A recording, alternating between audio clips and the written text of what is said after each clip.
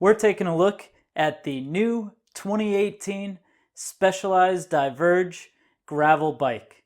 Now, we're taking a look at the carbon frame set here in a size 56, and we're going to go over all of the features about this particular frame, as well as we're going to go ahead and weigh the bike so you can see what each of the components weighs. Now, the carbon frame set here is made out of their Fact 9 carbon fiber, and the only frame set that's going to be higher than that is going to be the Fact 11 S-Works. So all the carbon bikes, at least for 2018, are going to use the same frame set. Now, this is also an update from the previous generation of the Diverge. The previous generation Diverge was one of the first kind of full-on gravel road bikes to go into the market with wider tires and disc brakes and that sort of thing. And this particular bike takes that to the next level. So what they've done is they've done their open road geometry, which is allowing them to have a little bit taller stack, little shorter reach than even the Roubaix, while running an 85 millimeter bottom bracket drop. So that means that this bike is going to be super stable and a really fun bike for both descending as well as on gravel roads. But the geometry is still worked out so that it's going to be able to handle on the road quite well also. Now, the carbon frame set runs up to a 700 by 42C tire inside of both the front and the rear, and it can also run a 650 by 47 millimeter tire. So a really large tire clearance on this bike. It also has front and rear through axles. So you've got the through axle here up front, and then on the back of the bike, you're going to have the through axle as well. This allows for the bike to have a really stiff interface with the wheel set, and it's going to perform pretty well.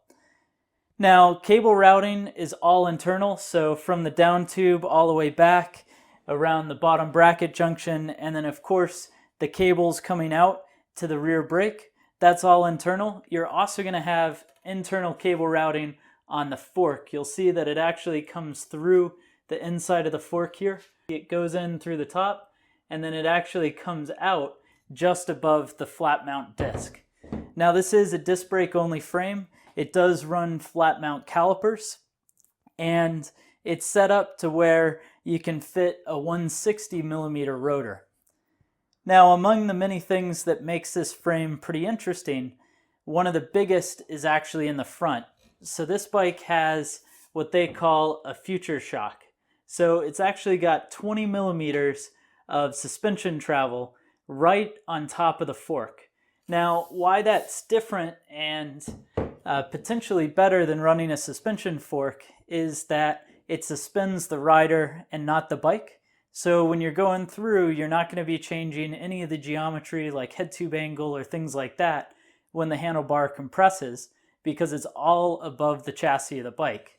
Now, to add compliance, they've also done a drop seat stay here. So the seat stay is a little bit lower than the clamp for the seat post, and this runs a 27.2 seat post. Interestingly enough, it's actually routed to be able to do internal cable routing for a dropper post if you so choose.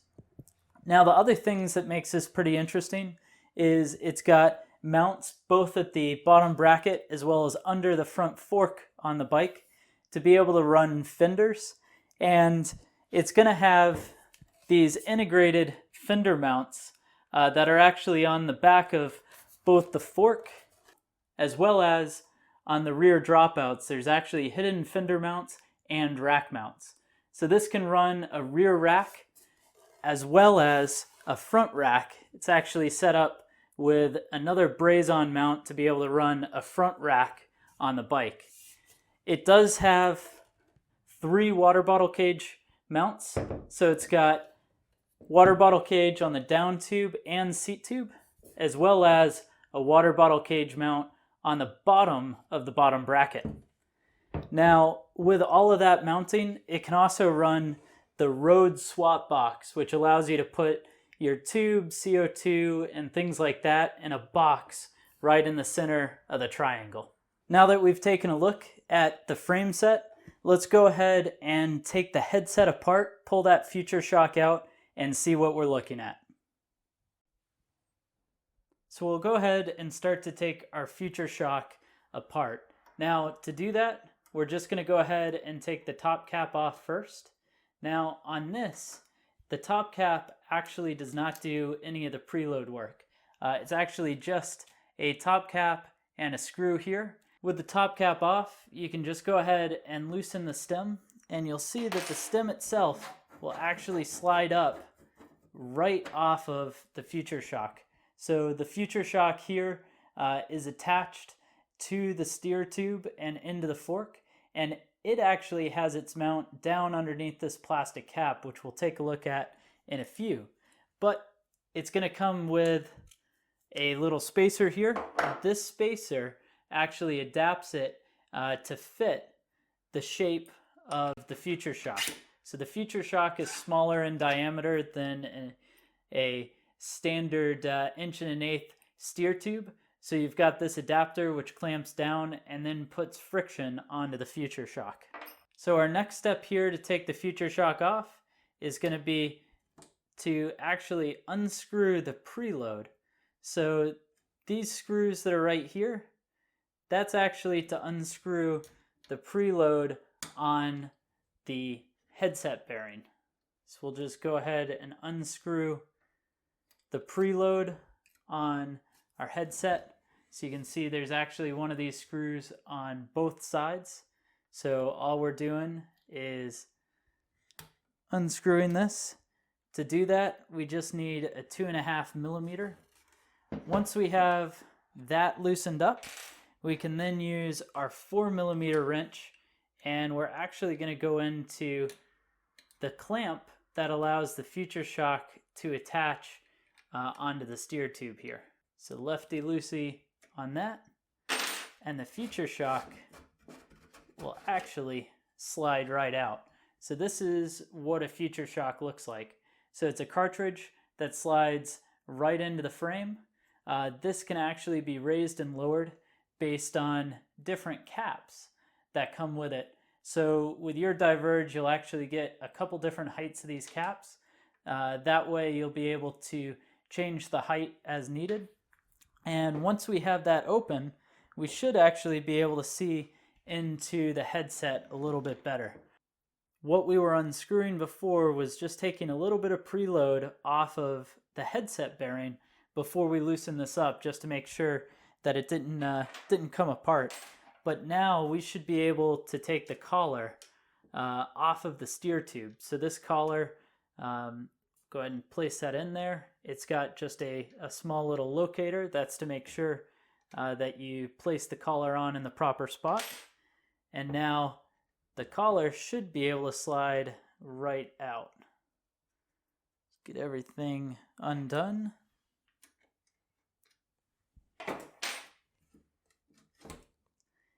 And the collar is going to come straight off of the fork in the steer tube here. You'll see that there's a small little hole on the steer tube. That's for the locator to go into to make sure that you place this exactly in the right spot. And now as we take the headset apart, it's just going to come apart kind of like a standard bike. So in the top here, you're going to have, this is the upper race that you're putting preload onto. Then you'll have a standard headset bearing, standard frame opening, and then on the bottom, it looks like that as well. So that's taking the front fork apart. Here's your fork steer tube, also with a lower bearing. And you can see that the overall size of the steer tube is quite large.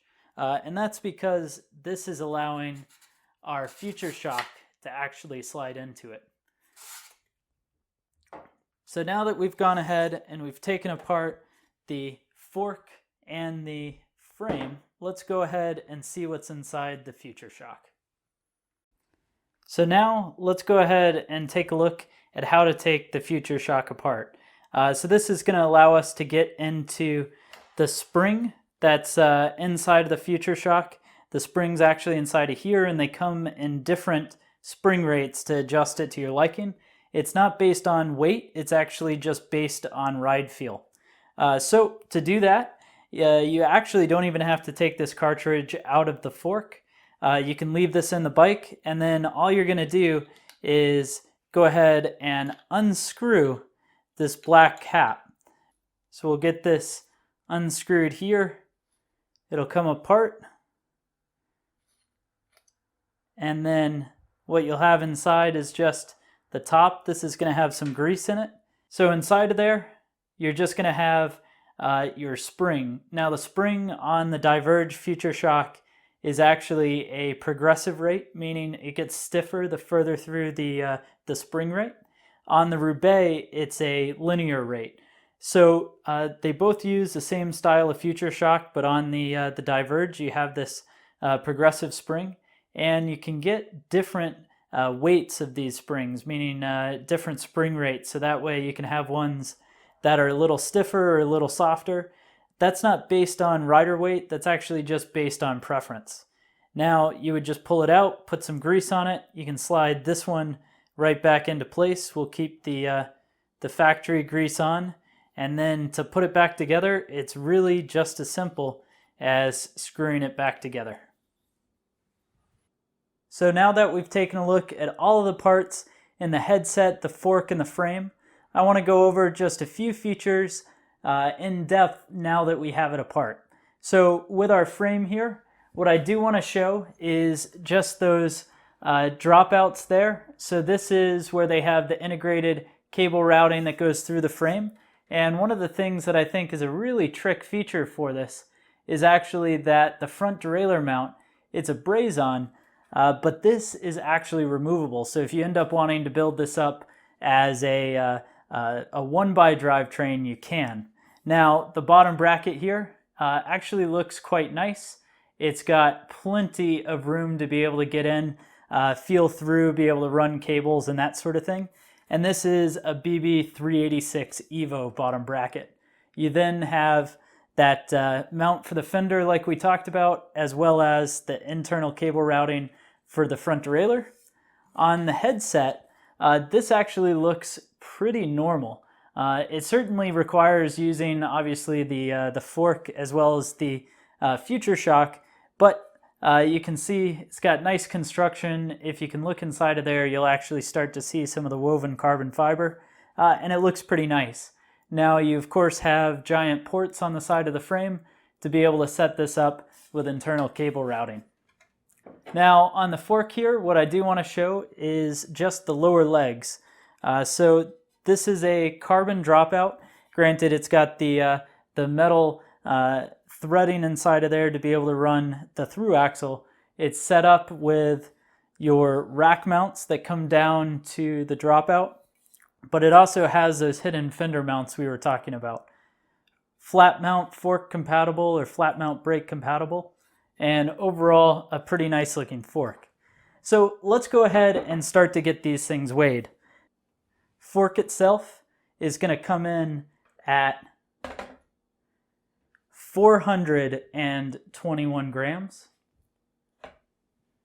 Our frame set here is going to come in and weigh 1,228 grams. And then finally, we're on to the smaller things. So first we'll start out with the through axles. So this is going to be for the rear and the front through axle. It's going to weigh in at 70 grams. We'll put those aside. Our seat collar is going to weigh in at 18 grams. And then next up, our headset bearings. So the pieces to the headset here and the cover for it